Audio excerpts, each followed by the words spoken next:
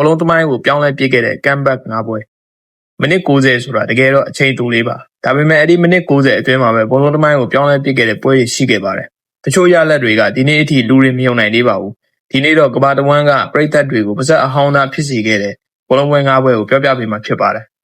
ဒီပွဲကိုပြောလိုက်တာနဲ့ဘောလုံးပရိသတ်တိုင်းမှတ်မိကြမှာပါ2014ကမ္ဘာဖလားဆီမီဖိုင်နယ်မှာအင်ရှင်ဘရာဇီးဟာဂျာမနီနဲ့တွေ့ဆုံခဲ့ပါတယ်လူတိုင်းကဘရာဇီးအနိုင်ရမယ်လို့ထင်ခဲ့ကြပေမဲ့ဖြစ်လာတာကလုံးဝပြောင်းပြန်ပါပထမပိုင်း29မိနစ်အတွင်းမှာပဲဂျာမနီကဂိုး5ဂိုးသွင်းနိုင်ခဲ့ပြီးနောက်ဆုံး 7-1 နဲ့အနိုင်ရသွားပါတယ်ဒီရလဒ်ဟာကမ္ဘာဖလားသမိုင်းရဲ့အကြီးမားဆုံး shock တွေတဲ့တစ်ခုဖြစ်လာခဲ့ပါတယ်2019 Champions League Semi Final ပထမအကြော့မှာဘာစီလိုနာက 3-0 နဲ့အနိုင်ရထားပါတယ်ဒါကြောင့် final တက်မဲ့အသင်းကဘာစီလိုနာပဲလို့လူတိုင်းထင်ခဲ့ကြပါတယ်ဒါပေမဲ့ Anfield မှာတော့ Liverpool ကမယုံနိုင်လောက်တဲ့ comeback ကိုဖန်တီးခဲ့ပါတယ်အထူးသဖြင့် Trent Alexander-Arnold ရဲ့အမြန်ကော်နာကနေ Origi သွင်းယူခဲ့တဲ့ဂိုးကဒီနေ့အထိဘောလုံးသမိုင်းရဲ့အကောင်းဆုံးအခိုက်အတန့်တွေထဲကတစ်ခုအဖြစ်သတ်မှတ်ခံထားရပါတယ်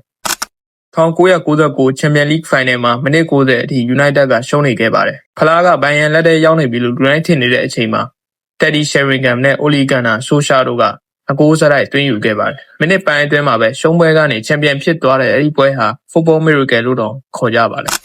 2022ကမ္ဘာဖလားဖိုင်နယ်ကိုဘောလုံးသမိုင်းရဲ့အကောင်းဆုံးဖိုင်နယ်လို့လူတော်တော်များများသတ်မှတ်ကြပါတယ်။မက်ဆီကအသင်းကိုဦးဆောင်ခဲ့တယ်လို့အမ်ဘတ်ပီကလည်းမယုံနိုင်လောက်တဲ့ hat-trick သွင်းယူခဲ့ပါတယ်။အကျိတ်နဲ့ကစားခဲ့တဲ့ဒီပွဲဟာ penalty shootout အထိရောက်ခဲ့ပြီးနောက်ဆုံးမှာတော့အာဂျင်တီးနားကကမ္ဘာဖလားကိုကင်မြောင်းနိုင်ခဲ့ပါတယ်။ဘောလုံးသမိုင်းမှာမဖြစ်နိုင်ဘူးလို့ထင်ထားတာတွေကိုဖြစ်အောင်လုပ်ပြခဲ့တဲ့အသင်းသတင်းရှိပါတယ်။အဲ့ဒါကတော့ Leicester City ပါ။ယာဒီမစခင် Leicester City ဘူဆွဲနိုင်မယ်လို့ဘယ်သူမှမယုံကြည်ခဲ့ကြပါဘူး။တောင်ကစားကုမ္ပဏီတွေကတော့ Leicester ကိုချန်ပီယံဖြစ်ဖို့အခွင့်အရေးအရင်နည်းတယ်လို့သတ်မှတ်ထားခဲ့ကြပါတယ်။ဒါပေမဲ့ Jamie Vardy, Riyad Mahrez နဲ့ Kante တို့ဦးဆောင်ပြီး Premier League Champion ဖြစ်လာခဲ့ပါတယ်။ဒီအောင်မြင်မှုကိုဒီနေ့အထိဘောလုံးသမိုင်းရဲ့အကြီးမားဆုံးအဖွယ်ဇာတ်လမ်းတစ်ခုလို့သတ်မှတ်ထားကြပါတယ်။